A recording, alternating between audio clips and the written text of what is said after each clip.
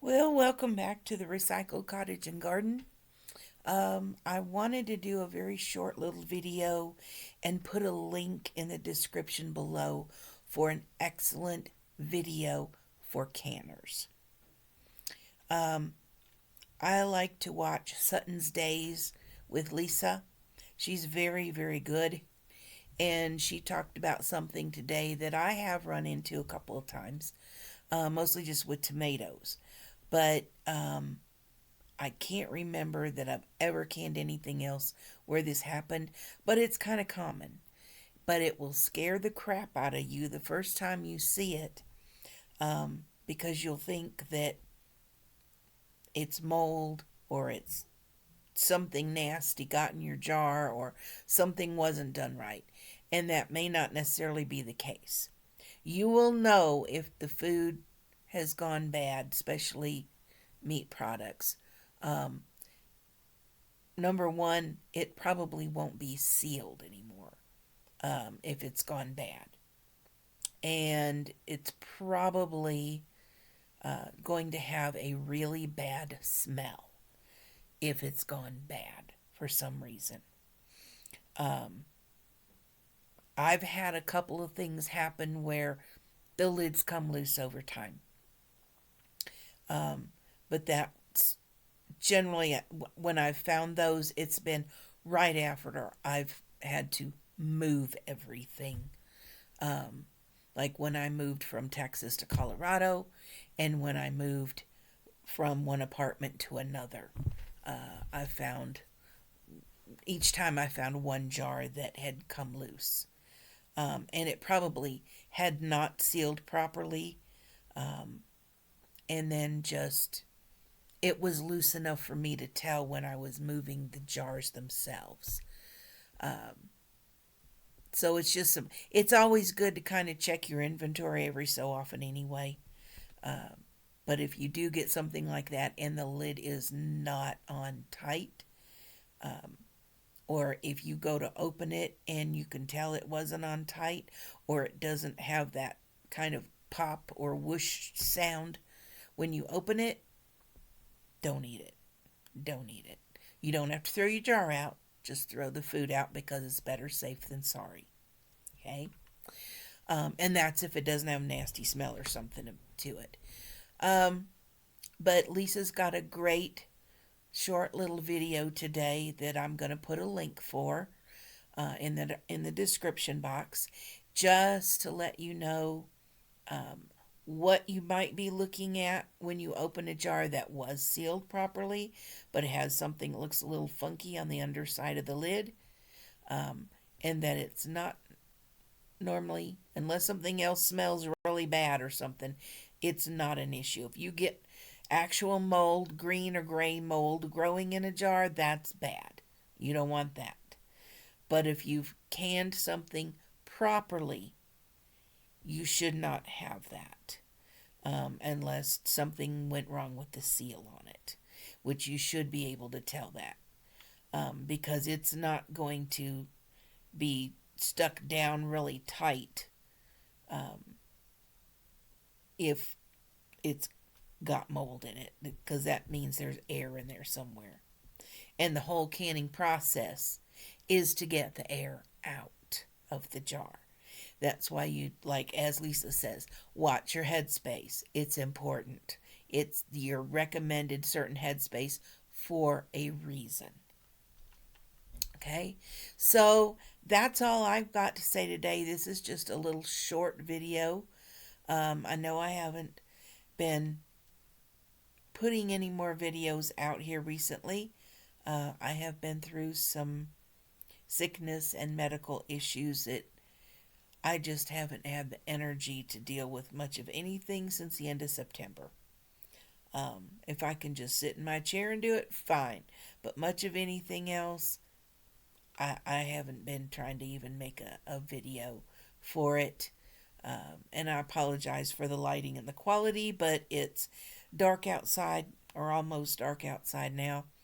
Um, and so I've just got my kitchen light on.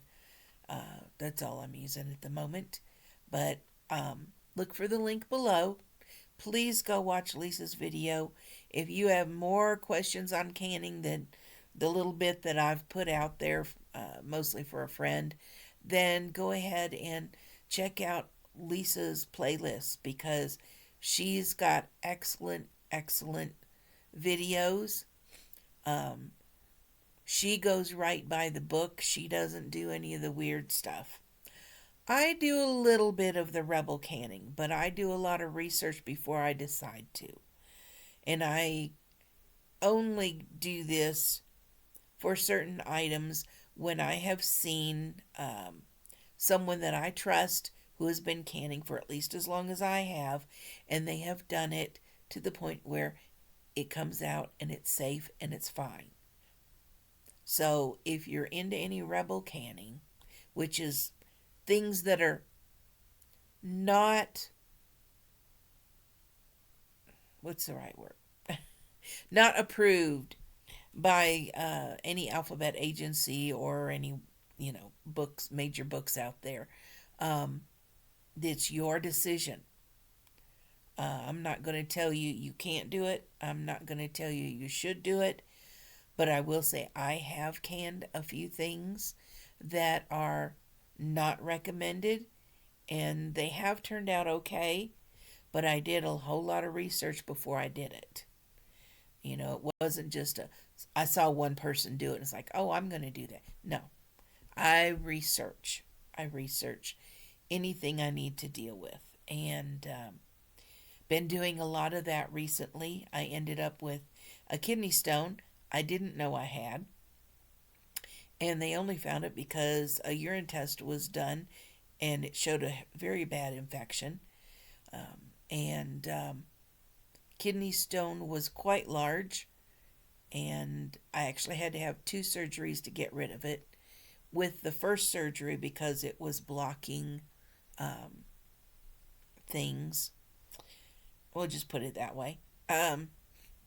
They could only break down half of it to remove it, and they had to wait until we got the rest of the infection cleared up because it could have caused me a lot of problems. So I've been dealing with things like that. Fun. Yeah, I had COVID, which gave me pneumonia. Um, COVID gave me a blood clot on one of my lungs. It gave me enlarged lymph nodes.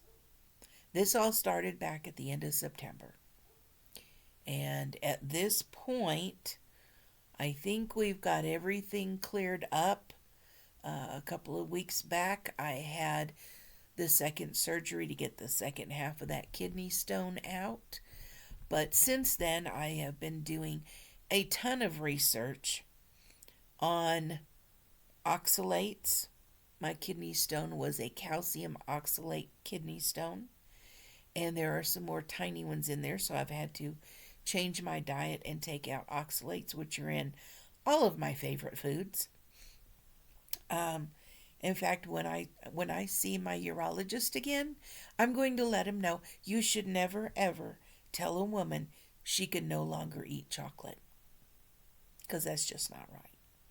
But but I have gotten rid of all the chocolate in the house, in my apartment. So I'm moving forward.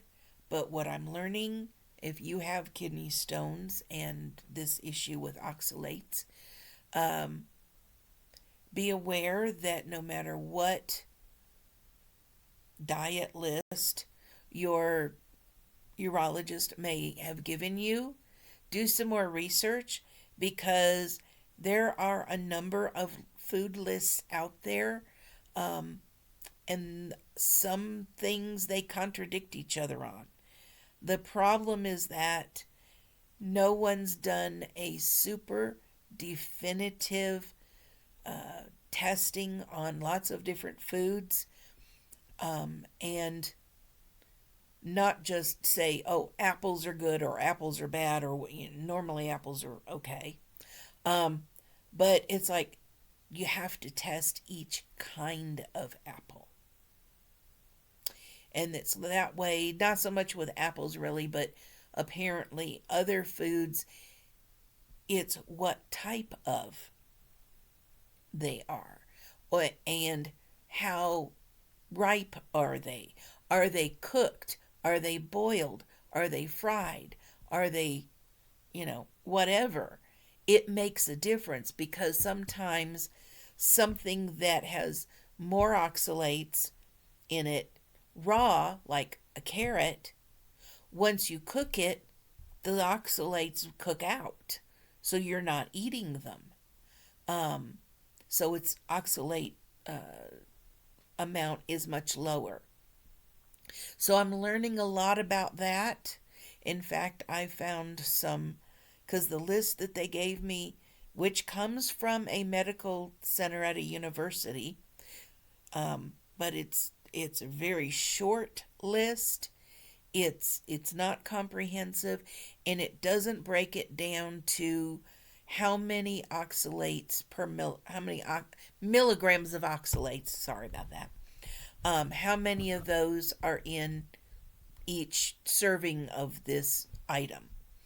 And I found a couple of other lists that are much more clear about that. And these are from medically teaching hospitals, universities, what have you, where there's been more testing done to let you know. It's like, okay, this is good, this is not, this is definitely not, and you can make your choices. So I've put together information from about 4 different websites from 4 different universities that are medical teaching places, um, and compared the information. And some of it does kind of disagree with each other. But again, if they're not telling you, is it cooked? Is it raw? Was it boiled? Was it baked? You know, dehydrated, whatever, you can't tell. You can't tell. You have to keep digging to find out. So if anybody has problems with calcium oxalate, uh, kidney stones, do more research. You'll find a lot of interesting information out there. Not all of it is going to be perfect, but I have found a couple of, one particular list I feel is probably a better one than the one I was given. And I've also seen a very good video with a lady who deals with not being able to eat oxalates, not necessarily for kidney stones, but she's also been in the medical field for years. Um, and her information was very helpful as well. So if anybody needs any of that information, you can send me a message and I'll send you links to where I found some help. Trying to sort things out. Some things that I've found were better than the 4 page vague instructions from the doctor's office to an 8 page detailed down to what type of cereal by who makes it you can eat and what you should not eat. Yeah, it makes a huge difference. The one the doctor gave me said, well, you can eat Pop Tarts. Well, true. Strawberry Pop Tarts you can eat because they have low oxalate amount in them. But in my mind, I was like, that's not even real food. Maybe I'm weird, but I don't eat Pop Tarts. I never have. I don't eat cereals other than like oatmeal because it's I just don't feel like they're that great health wise or taste wise. Um, and a lot of them are chock full of sugar, which I don't need. So, anyway, I'm going to end this because I'm already at 15 minutes. Okay, y'all have a good day. Please check out Lisa's video if you're interested at all in canning. It's a good video, it's an important video, and I highly recommend her channel for especially for people who are wanting to can something they've never canned before. She will be able to show you and answer an awful lot of questions just by watching her videos. So everybody have a great day, and thank you very, very much.